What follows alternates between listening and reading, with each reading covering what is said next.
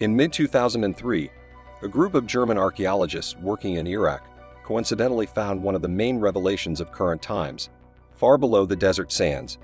They found what they accept to be the tragically missing burial place of the legendary ruler Gilgamesh. Their hero of the most seasoned story people at any point composed the Epic of Gilgamesh. In the epic, Gilgamesh is depicted as a 17-foot-tall giant who was a crossbreed between a normal human and a Mesopotamian goddess. This has divided historians for centuries.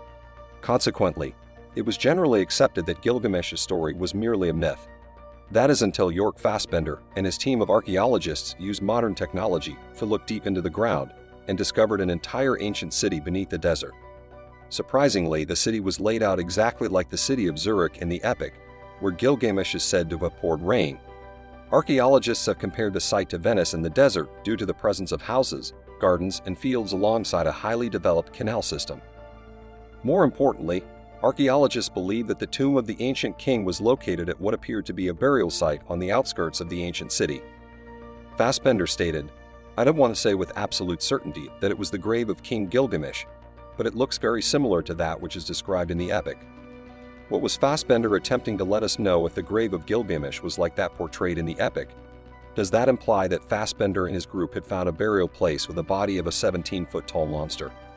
Or on the other hand, in 1849, an English history specialist and paleologist by the name of Austin Henry Layard made a set of experiences-changing revelation, and the remains of the library of 7th century BCE Assyrian Lord Ashur-bani-pal in northern Iraq, accepted to be quite possibly of the most established library in mankind's set of experiences. There he uncovered an old earth tablet a long time old, canvassed in an inquisitive content, which he was unable to peruse. Who had composed this content, Layard pondered. Furthermore, what did it express mind-boggling as disclosure was, it was just the beginning. Beginning of the 1850s, at the location, more than 15,000 fragments of similar tablets covered in the same enigmatic writing were discovered. These tablets were sent back to the British Museum, where scholars worked for decades to try to decipher them by working backward in the tip translation from other ancient tablets written in languages they could understand. In the 1870s, a man by the name of George Smith was the one who finally made the breakthrough. Smith, who was born in 1840, began working as a banknote engraver when he was 14 years old. He didn't know much, but news reports about Iraqi artifacts that were strange and hard to understand and older than anything ever found made him fall in love. Smith started going to the British Museum during his lunch breaks and free time out of curiosity to look at its collections. He eventually learned ancient languages on his own and got used to writing in those languages. By 1866, the staff of the museum had finally noticed a strange young man hanging around their archives, and they had offered him work. They'd advised him that he could begin translating with the 15,000 fragments Austin Henry Layard had discovered. For quite a long time, Smith worked until ultimately, the words composed on the tablets started to uncover themselves. Fantasy went further, distributing full interpretations of all that he had found. He'd had begun translating the Epic of Gilgamesh, a legendary tale that would eventually become known as such, although he was unaware of it at the time. Sadly, Smith passed away suddenly in 1876, when he was only 36 years old. However, his work did not end there.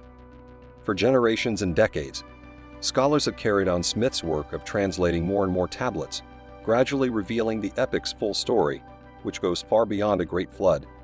All of it together, the Epic of Gilgamesh tells the fabulous story of the old Mesopotamian ruler named Gilgamesh, who composed the area of present-day Iraq a long time previously.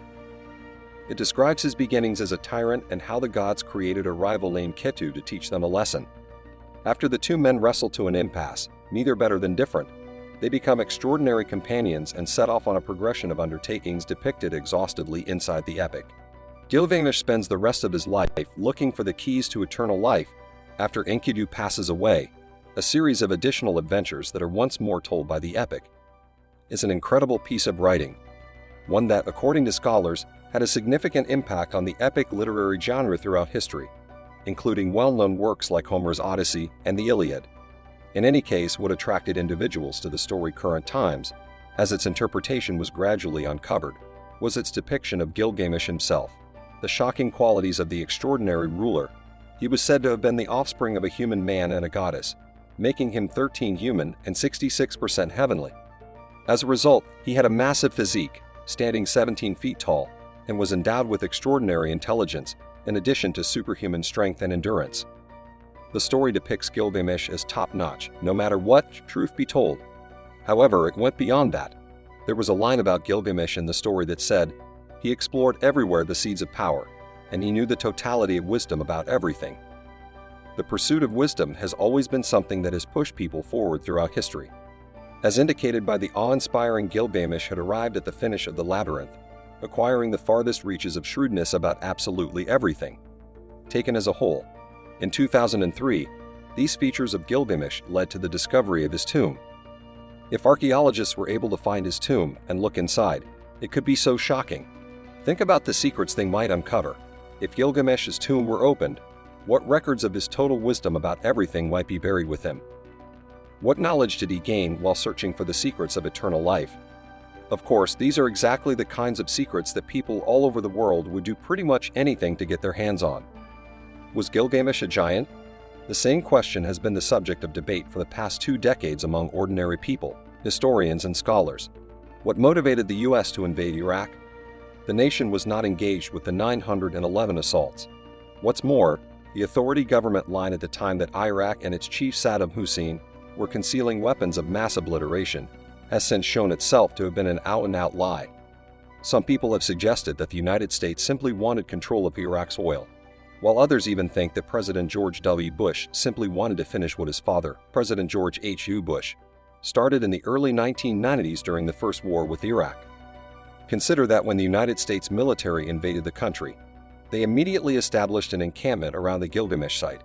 Is it possible that this was not just a coincidence, that the invasion was launched almost immediately after the tomb of Gilgamesh, where all of its potential secrets had been discovered? They did this by ejecting scientists and sending back important ABC News and BBC figures, and members of the media who had been sent to cover the findings. The story vanished from global news headlines right away. Strange accounts, on the other hand, began to emerge from the region as time went on. Witnesses claimed to have witnessed U.S. military personnel removing materials from the site and digging into the ground. If the U.S. military did open Gilgamesh's tomb and take things out, like the great king's body, the question is what happened to the things they took out and what secrets were revealed to them. Finally, in response to the cries of the international community, the U.S. government decided to send a team of experts from the CIA, FBI, and U.S. Immigration and Customs Services to the location to conduct an investigation. Colonel Michael Bogdan, a U.S. Marine commander and lawyer with a degree in classical studies from Columbia University, would be in charge of the group.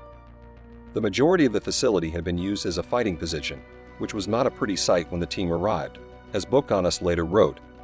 Unused RPGs and Iraqi army uniforms were dispersed throughout the courtyard, where hundreds of buy-off party cards and files were still burned. Of all the defensive positions available, why, Staldenus pondered, had the Iraqi armed force picked such a consecrated site, definitely realizing that their battle was vain. However, there was something else that astonished and alarmed Bogdanus and his team. They discovered that someone else had arrived first as they descended the museum's dark, underground corridors.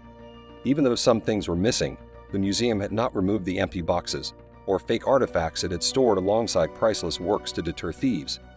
For Bug, the meaning of this was clear. It was quickly evident that these sheets understood what they were searching for and where to look. He said they had been selective and well organized. Strangely, the hoodlums seemed to have left the most significant curios behind, including the universe's best assortment of chamber seals and tens of thousands of antiquated gold and silver coins. On the off chance that it had been thieves who penetrated the underground insides of the exhibition hall, why had they not stolen from the most significant stuff, on the off chance that they understood what they were searching for well? What were they searching for? Somehow a response. During the 1920s, odd bits of gossip started to rise out of Iraq, spreading from one government to another, through the lobbies of force all over the planet, about the disclosure of an impossible piece of cutting-edge old innovation in the country. It was supposed to be known as a stargate kind of entryway that permits its clients to magically transport starting with one far-off area and then onto the next. Although it may appear unbelievable, Iraq was accustomed to hearing such rumors. Stories of the Sumerians, the area's original inhabitants, and interactions with gods known as the Anunnaki are recounted in ancient texts. What's more, how these divine beings gave progressed shrewdness and innovation to the Sumerians, really establishing mankind as far as we might be concerned today. Some people hold the belief that these Anunnaki were ancient extraterrestrials, not gods. That was until the 1980s when a new round of reports arose, guaranteeing that Saddam Hussein had rediscovered the Stargate and, as a matter of fact, had started to concentrate on it and endeavor to make it utilitarian. Some say that by the end of the 1990s, Saddam might be close to understanding how the Stargate worked, which would allow him to instantly travel to faraway places and possibly even contact extraterrestrials and receive their advanced alien technology, according to U.S. officials. Dr. Michael Salla, an Australian historian who teaches at American University in Washington, D.C., was one serious academic who held this belief. He wrote a paper shortly after the invasion of Iraq, in which he claimed that control of the Iraqi Stargate was the reason for the war. Could this be true? Could an ancient Stargate have been the beginning of the Iraq War? Perhaps it goes even further. During the 1991 Gulf War, the U.S. military fought alongside Saddam Hussein more than a decade before the Iraq War began. It was during this time that a surprising report arose in the Russian paper, or in the wake of portraying an occurrence that would become known as Iraqi Roswell. A Russian colonel in Iraq at the time, according to the report, witnessed the U.S. Air Force shoot down a UFO as it streaked across the sky. When he rushed to the scene of the accident, he wrote, "The aircraft was round and made of some material that I never saw myself." The colonel was taken aback by what he discovered. American missile fire destroyed roughly 13 of the aircraft. The Saudis forbade us from touching anything, but we were able to see things that would be in the wilderness, like appliances and mechanisms. Absolutely. With a diameter of approximately 15 feet, it was a relatively small craft. It had 3 chairs, probably for crew members, but they were so small that they looked like they were made for kids. Aliens in space appeared to be about 3 feet tall. In any case, it appears to be fantastic that there were no dead bodies at the accident site. Additionally, nothing that might suggest an engine was discovered there. Later, Saudi radar station operators informed me that no subjects fell out of the craft or were rejected. The desert was surveyed by searching helicopters, but none of the crew members who survived were close to the crash site. It wasn't until late 2002 that a caller to an American radio show, who claimed to be a military insider, provided an answer to the obvious question: where had the craft's pilots gone? Where was its engine? Is it possible that these things had been recovered by the Iraqis before Russia, Saudi Arabia, or American representatives arrived at the site? Click that subscribe button to get notified every time we release a new discovery. You don't want to miss the latest and greatest The History Collective content.